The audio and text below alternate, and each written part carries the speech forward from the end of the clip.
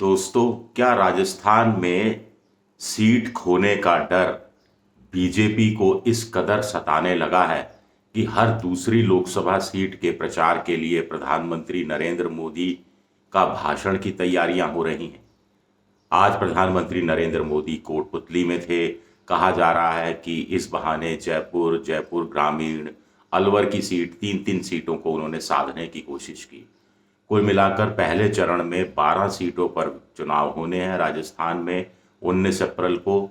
और कहा जा रहा है कि मोदी जी की 5 से लेकर 6 सभाएं तक होंगी। इन 12 सीटों में से 4-5 सीटें तो बिल्कुल बीजेपी के लिए पक्की मानी जा रही हैं।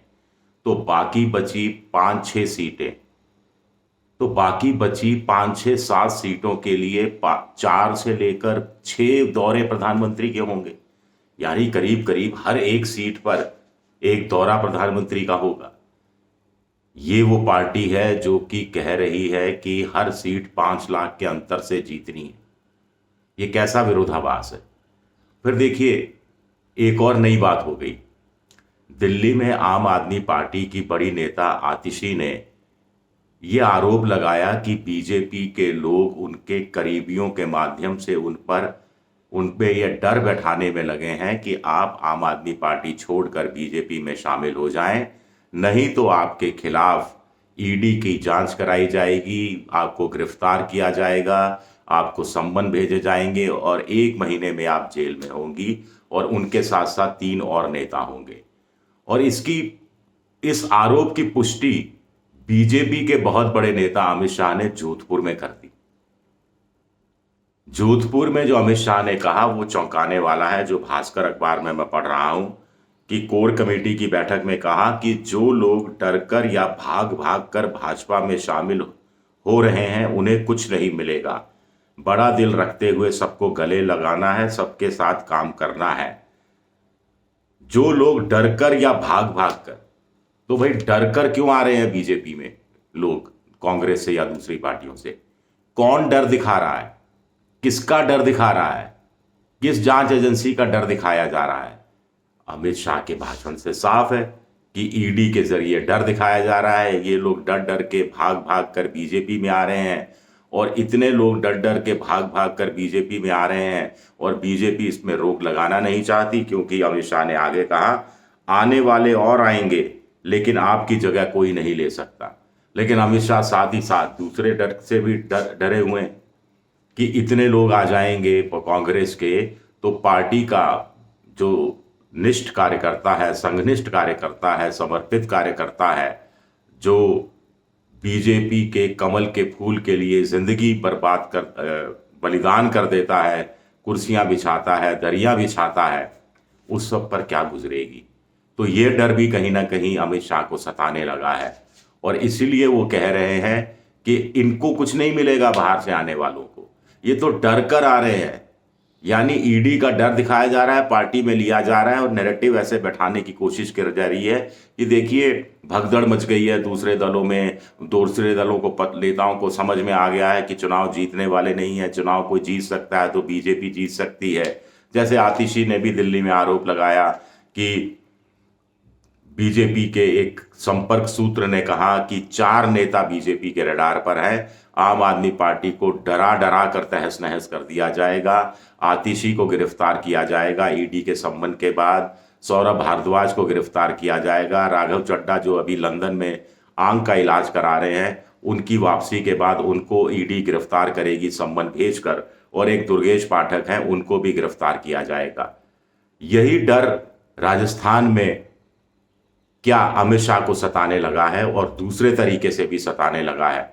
क्योंकि पहले जब महेंद्रजीत सिंह मालवीय को कांग्रेस के से बीजेपी में आए थे, तब अमित शाह ने 2 महीने पहले बीकानेर या उदयपुर की रैली में कहा था कि बाहर से जो आ रहे हैं, आप भी सोच रहे होंगे, इनको कोई पद नहीं मिलेगा। जब आप जैसे कार्यकर्ता 25-25 साल से बैठे हुए हैं, आपको कुछ नहीं मिलेगा तो मिला अभी तक, तो इन्हें क्या मिल जाएगा। जो विचारधारा से जुड़ा रहेगा, टिका रहेगा, वही टिकेगा। अब विचारधारा तो इतनी जल्दी विचारधारा आपकी बदलती नहीं है, इतनी जल्दी नई विचारधारा में कोई नेता ढलता नहीं है। और विचारधारा का है कि जब आप खुद मान रहे हैं कि जो लोग डरकर या भाग भाग कर भाजपा में शामिल हो रहे हैं। तो कुल मिलाकर तय है कि डर कौन दिखा रहा है, कौन हांका लगवा रहा है कि ये सब बीजेपी में चले जाएं, और उसका डर बीजेपी को सता रहा है, अमित शाह को सता रहा है कि कहीं पार्टी का लोकल कार्यकर्ता नाराज ना हो जाए। राजस्थान में जो बीजेपी की 6-7 सीटों में हालत पतली बताई जा रही है, उसके पीछे भी ये डर काम कर रहा है। कहीं जैसे ज्योति मिर्धा को टिकट दे दिया, कांग्रेस से आई, 2 बार के लोकसभा चुनाव हारी हुई नेता, विधानसभा चुनाव बीजेपी के टिकट पर हारी हुई नेता को लोकसभा में खड़ा कर दिया। तो नागौर में कहा जा रहा है कि बीजेपी का कार्यकर्ता कुछ उदासीन है, कुछ निराश है, कुछ नाउम्मीद है, और अमित शाह को डर सता रहा है कि कहीं ये उदासीन कार्यकर्ता घर बैठ गया, वोट देने नहीं गया, या अनिच्छा से वोट देने गया, या फिर दूसरों को प्रेरित नहीं किया। क्योंकि बीजेपी का जो कार्यकर्ता होता है वो खुद तो वोट देने जाता है, पड़ोसियों को भी अब प्रेरित करता है और अपने साथ लेकर जाता है। तो इससे बीजेपी की हालत खराब हो सकती है। यही खबरें दूसरे इलाकों से भी आ रही हैं। कहीं पार्टी के नेताओं के बीच में खेमेबाजी चल रही है। ऐसा नहीं है कि कांग्रेस में सब कुछ ठीक चल रहा है, कांग्रेस में भी बहुत ऊपर नीचे हो रहा है। और अशोक गहलोत और सचिन पायलट क्या एक मंच पर आएंगे, इसको लेकर बेसब्री से इंतजार किया जा रहा है।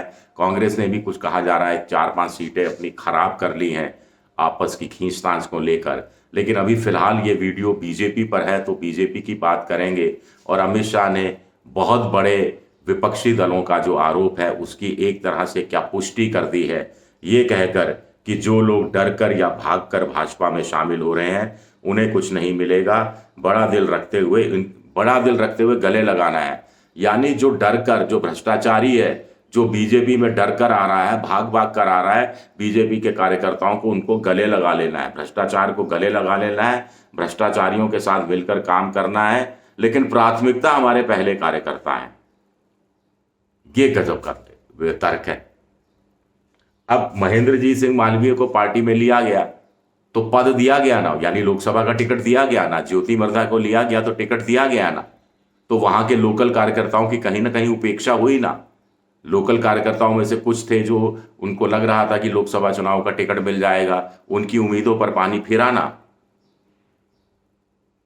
तो कैसे ऐसे में गुजरात से भी यही खबरें आ रही हैं, जैसे राजस्थान से भी, वहां भी कुछ लोगों ने कहा कि साहब कांग्रेस से आए हुए विधायकों को जो इस्तीफा देकर आते हैं उनको बीजेपी के टिकट पर लड़ाया जाता है, लोकल उम्मीदवार की उपेक्षा कर दी जाती है। ये बात ठीक नहीं है। अभी ये चीज़ें खुलकर सामने नहीं आ रही हैं, लेकिन छुटपुट तरीके से सामने आ रही हैं। और अमित शाह शायद बड़े नेता हैं, चाणक्य हैं, चीज़ों को समझते हैं, राजनीति की नब्ज पर हाथ उनका रहता है। तो वो कहीं पहचान रहे हैं कि कहीं इसके कारण असंतोष ना पैदा हो जाए कार्यकर्ताओं में, बाहर से आने वालों के कारण। लेकिन इस पर रोक भी नहीं लगाना चाहते। मैंने अभी आपको पढ़ के सुनाया, बाद में एक बार और पढ़ के सुना देता हूं। आने वाले और आएंगे, लेकिन आपकी जगह कोई नहीं ले सकता। तो आने वाले और आएंगे, औरों का भी स्वागत करना है। जो ईडी के डर से, सीबीआई के डर से, इनकम टैक्स के डर से आएंगे, उनका स्वागत करना है, स्वागत गले लगाकर करना है। ये गजब है। शुक्रिया मेरा ये वीडियो देखने के लिए। पसंद आए तो लाइक कीजिए, सब्सक्राइब कीजिए, शेयर कीजिए। शुक्रिया, बहुत बहुत शुक्रिया।